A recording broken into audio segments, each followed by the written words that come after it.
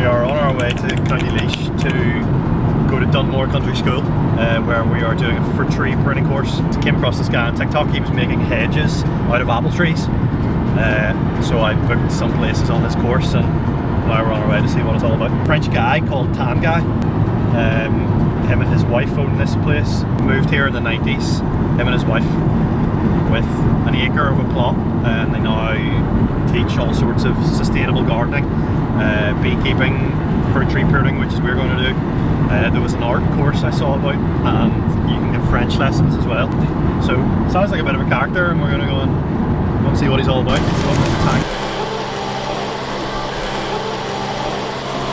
No super unleaded.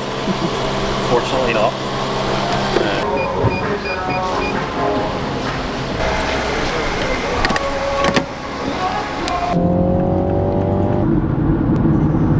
I found myself in a minor predicament after an unbelievable summer. That was our fourth season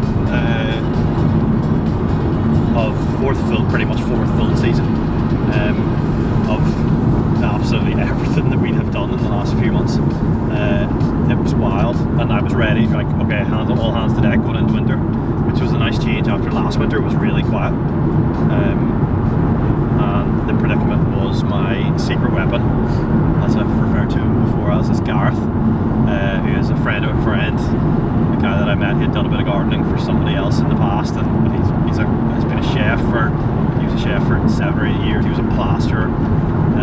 He literally is capable of doing everything. We put fences up, we've laid patios, we've planted hedges, all sorts. But he got offered a crazy job working as a plasterer on film sets for the winter, and like bonkers money, more money than I could afford to pay him. And even if I hadn't been able to give him the same amount of money, it would have been worth it. Like, man is a complete operator. I love going to work and spending every day with him. I'd say we've become very, very good friends. But yeah, he is going to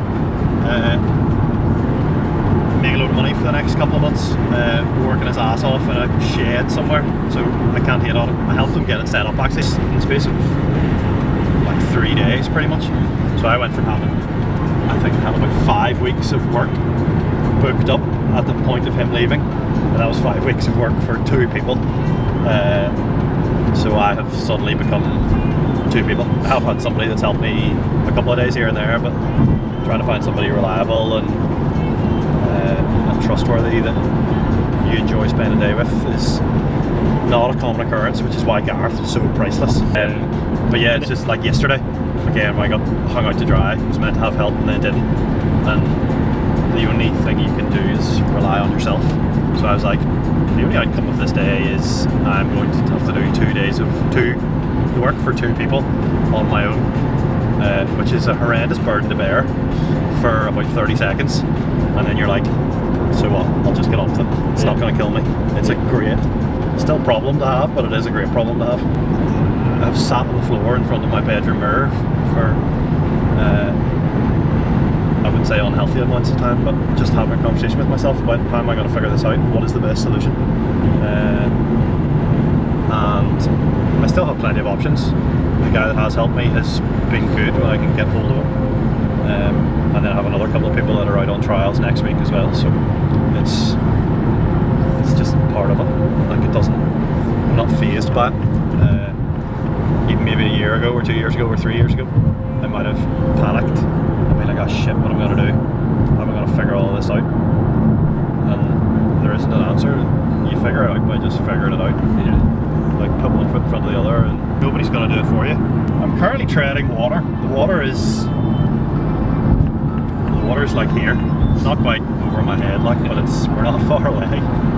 But it's great. What is that dodgy cliche? What a privilege it is to feel under pressure. It's true. It's no bullshit, but it is true.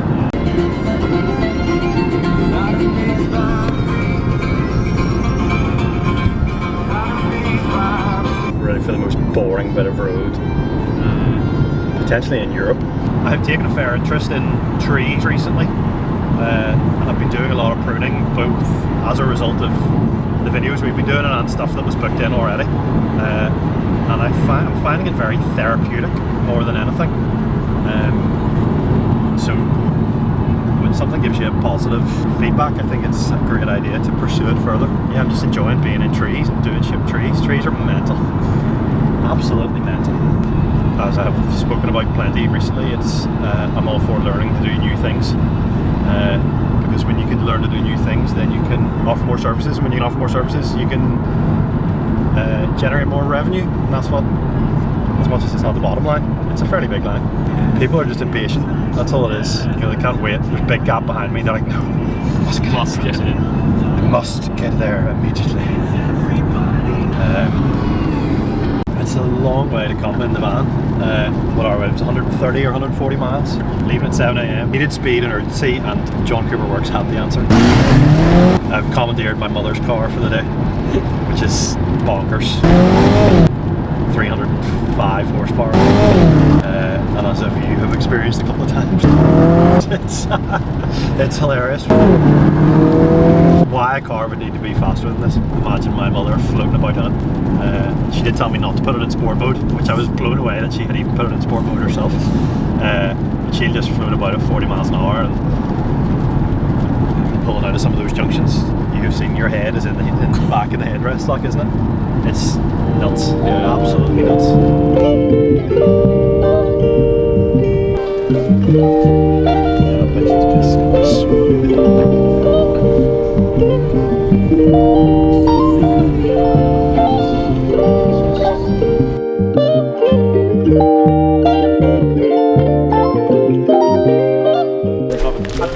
I'm expecting it to be much worse going back home. Okay. Yeah, Friday evening. I do a lot of commercial and residential grounds maintenance. Okay. I was a mechanical engineer. I sat at a desk behind a computer for 7 or 8 years, and then did a bit of just residential gardening on the side. Just decided I'd had enough. Yeah. And that was 4 years ago. Okay. So I have a couple of guys that help out, and it's great. Yeah. It's just to be outside. That's what I'm in it for. So all the trees that you see there, they are all cordon, and when you see those, you understand better. Any part of France, Yeah. and even if you live if you even don't live along the river, it could be in the mountains, you know. Being authentic and being yourself. Yes. That's what it. sells. Okay, yeah. Before you kind of always have to, if people buy you, then they'll buy whatever you're selling. That's a straight one, which I much prefer this one. That will last for not 5 years.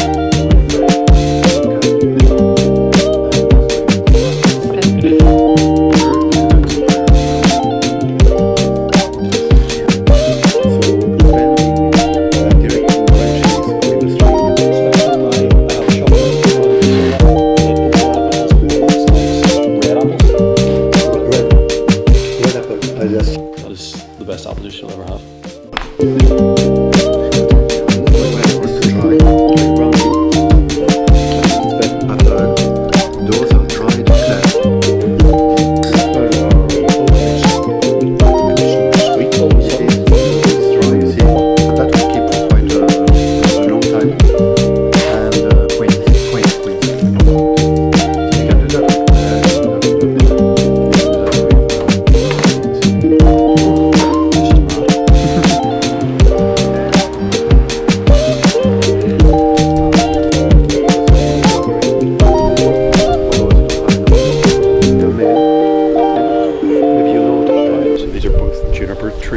Juniper berry trees.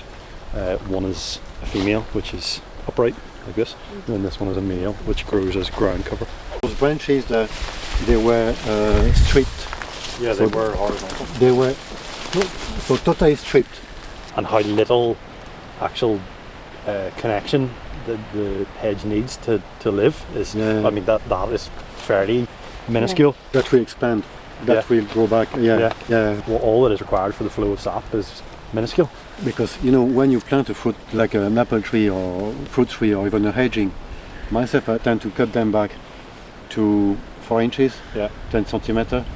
When a lot of people won't, you buy them, they are like this. Why would you cut them? Yeah. It's actually a mistake, because when you buy a bare root, you have most of the root system is behind. When you dig it, it's gone. It's in the field, and trying to keep the height is a huge mistake.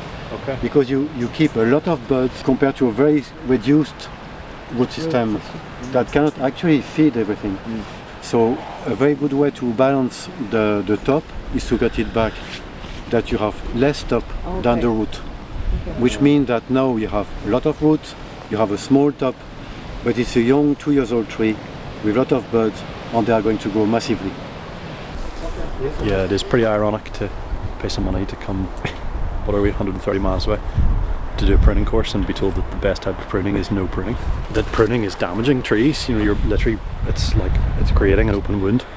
So in his idea, as you can see here, you train the trees. So this is an apple tree that is literally grown at right angles because he has trained it to grow at right angles. As opposed to constantly cutting something to make it grow at right angles. How could anybody know that you could grow a tree like that? Look at that, that's insane. And he's done the same on the other side and made it into a hedge. What a guy.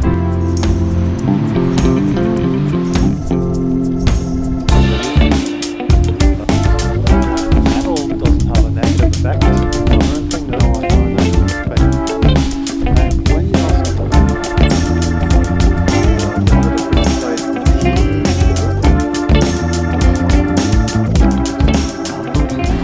fascinated with what he said, to be perfectly honest.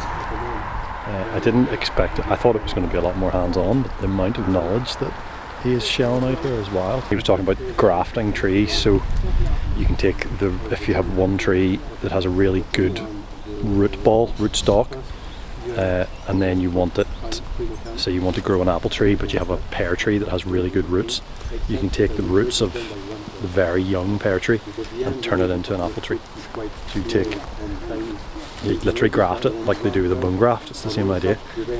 You graft the tree, sapling, whatever you want to call it, onto the rootstock of the other tree, and then it becomes a new tree, a hybrid tree. One of the apple trees, the one that he was talking about, but that needs all the paste put on it.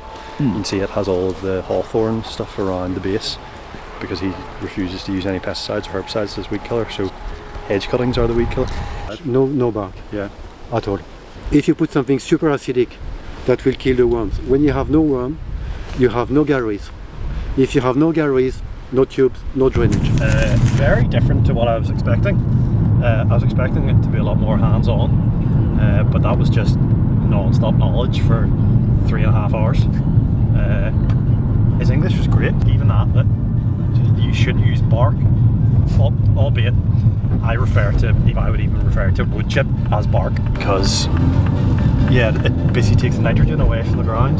You don't put bark on young trees, you put compost on young trees, but then as they get older you do the opposite. There's no point putting compost on slightly more mature trees, and about them growing horizontally rather than vertically, because it creates the yield of the fruit, and because there's no load on the spurs that require the sap.